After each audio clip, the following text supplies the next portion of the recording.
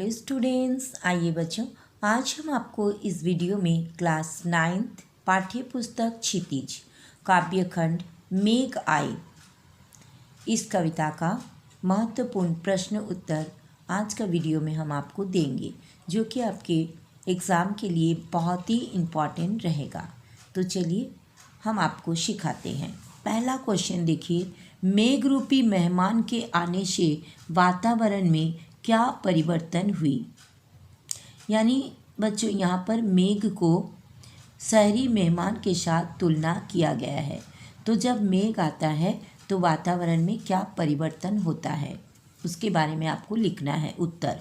मेघ के आगमन से दरवाजे खिड़कियाँ खुलने लगे, हवा के तेज बहाव के कारण आंधी चलने लगती है, जिससे पेड़ अपना संतुलन खो बैठते हैं, कभी उठते हैं तो कभी झुक जाते हैं। धूल रूपी आंधी चलने लगती है। नेक्स्ट देखिए 2 नंबर, बादलों के आने पर प्रकृति में जिन गतिशील क्रियाओं को कवि ने चित्रित किया है उन्हें लिखें।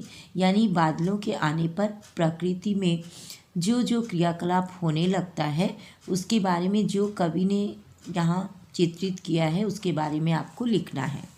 उत्तर देखिए, बादलों के आने पर प्रकृति के निम्नलिखित क्रियाओं को कवि ने चित्रित किया है। पहला पॉइंट है, बादल मेहमान की तरह बन ठन कर सज धज कर आते हैं। दूसरा है, उसके आने की सूचना देते हुए आगे आगे हवा चलती है। थर्ड नंबर, उनके आने की सूचना पाते ही लोग अतिथि सत्कार के लिए घर के दरवाजे तथा खिड़कियां खोल देते हैं। 4 नंबर, पेड़ कभी गर्दन झुकाकर तो कभी उठाकर उनको देखने का कोशिश कर रहे हैं। 5 नंबर पॉइंट, आंधी के आने से धूल का घाघरा उठाकर भागना। यानी जो धूल उड़ता है तो उसको कभी को लग रहा है कि गांव की युवती जो है वो घाघरा उठाकर दौड़ रही है। 6 पॉइंट देखिए, नदी ठिठक गई तथा घूंघट सरकाकर आंधी को देखने का प्रयास करती है। 7 पॉइंट, सबसे बड़ा सदस्य होने के कारण बूढ़ा पीपल आगे बढ़कर बादल का स्वागत करता है। 8 नंबर पॉइंट देखिए, ग्रामीण स्त्री के रूप में लता का किवाड़ की ओट से देर से आने का उलाहना देना। 9 पॉइंट है, तालाब मानो स्वागत करने के लिए परात में पानी लेकर आया हो। और लास्ट पॉइंट है 10 नंबर में, इसके बाद आकाश में बिजली चमकने लगी तथा वर्षा के रूप में उसके मिलन के अश्रु बहने लगे। अंत में धरती और बादल का मिलन होता है और दोनों का मिलन से जो बारिश होता है उसको कभी अश्रु के रूप में वर्णन किए हैं। 3rd नंबर क्वेश्चन देखिए, बादलों की तुलना किसके साथ की गई है और कैसे। उत्तर देखिए, कवि ने बादलों की तुलना शहरी मेहमान के साथ की है।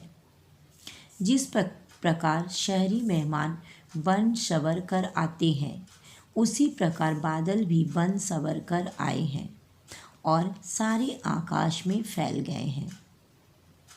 गांव के लोग बादलों को देखने के लिए अपने खिड़की दरवाजे उसी प्रकार खोल रहे हैं जिस प्रकार शहरी मेहमान को देखने की उत्सुकता में लोग अपने घरों के खिड़की दरवाजे खोलते हैं। 4th नंबर क्वेश्चन देखिए, बादल कहाँ तक फैल गए हैं उनके सौंदर्य का वर्णन कीजिए। उत्तर, बादल आकर क्षितिज तक फैल गए हैं, उनमें से बिजली चमक रही है। बिजली की चमक देखकर ऐसा लगता है मानो बादल रूपी मेहमान क्षितिज रूपी अटारी पर यानी महल के छत पर आने से नायिका रूपी बिजली का तन मन खुशी से भर जाता है।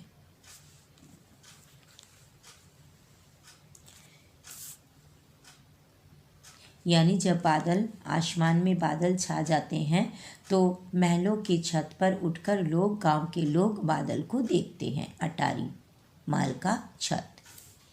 नेक्स्ट देखिए 5 नंबर, बादलों के मेहमान बनकर आने पर उनका स्वागत किस प्रकार होता है? उत्तर देखिए, गांव में बादल एक साल बाद मेहमान की भांति बन समर कर आए हैं। उन्हें देखकर सारा गांव खुशी से नाच उठता है। सभी अपने अपने ढंग से बादल रूपी मेहमान के स्वागत की तैयारी में लग जाते हैं। ठंडी हवा मेहमान की आगे नाचती गाती हुई चलती है। सभी गांव के लोग मेहमान के दर्शन के लिए खिड़की दरवाजे खोल लिए हैं। गांव के सबसे बूढ़े पेड़ पीपल ने बादलों का स्वागत झुककर वंदना करते हुए किया। नदी तिरछी नजरों से मेघ की सजधज को देखकर हैरान हो रही है। लता संकोच के मारे दरवाजे की ओट में सिकुड़ गई है। तालाब मेहमान के पैर धोने के लिए पानी लेकर आता है। धरती भी मेघों से मिलने को बेचैन थी और वो अपनी बेचैनी किसी को दिखाती नहीं है, इसलिए आड़ में छिपकर अपने मेहमान का स्वागत करती है।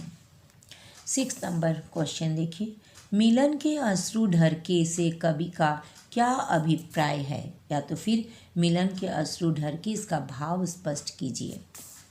उत्तर, मिलन के अश्रु ढरके से कवि का अभिप्राय है कि धरती को ये भ्रम था कि उसका मेहमान अब कभी नहीं आएगा, यानी बारिश कभी नहीं होगी, बादल कभी नहीं आएगा। परंतु जब बादल रूपी मेहमान बन सबर कर आता है तब धरती और नायिका दोनों का भ्रम दूर हो जाता है।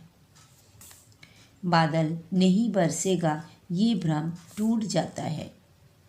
धरती और मेघ का मिलन देखकर बादल जोर जोर से बरसने लगते हैं, अर्थात नायिका और अतिथि के मिलन पर आंखों से खुशी के आंसू बहने लगते हैं और अंत में क्या होता है? बारिश होने लगती है। 7 नंबर क्वेश्चन देखिए, क्षमा करो गांठ खुल गई अब भरम की का भाव स्पष्ट करो।